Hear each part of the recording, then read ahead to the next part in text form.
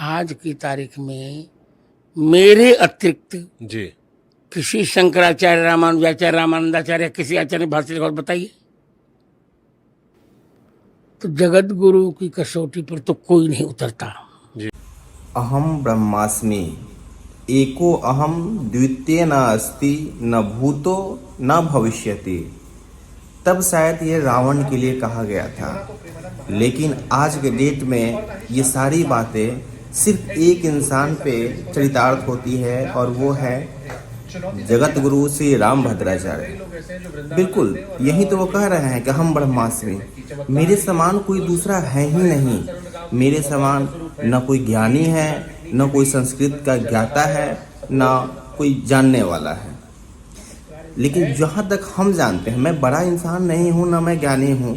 इतना मैं धर्म से, सनातन से जरूर जान गया हूँ कि जिसके पास ज्ञान आ जाती है तो सबसे पहले अहम का नाश हो जाता है। मैं कुछ भी नहीं हूँ, मैं एक दास हूँ। मैं एक तिनका बराबर हूँ जिसको भगवान परमात्मा चला रहा है। ये ज्ञान, ये सब कुछ उन्हीं का दिया हुआ है।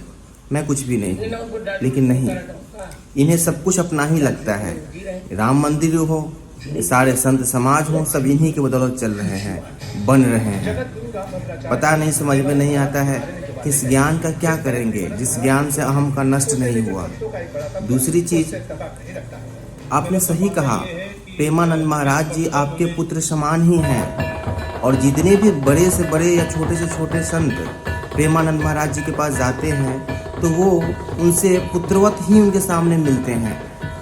वो हमेशा उनके चरणों में दोनों हाथ खड़ा कर देते हैं और बोलते हैं कि मेरे अहो भाग्य है कि आप जैसे बड़े संत हमारे दर्शन दे रहे हैं। ये प्रभु की कृपा नहीं तो और क्या है कि इस तुच्छ प्रेमानंद को आप जैसे बड़े संत दर्शन दे रहे हैं। वो तो ये कहते हैं, लेकिन आप पुत्र भी कह रहे हो और चैलेंज भी दे रहे हो कि मैं चैलेंज दे रहा हूँ कि मेरे साथ वो शास्त्रार्थ करे।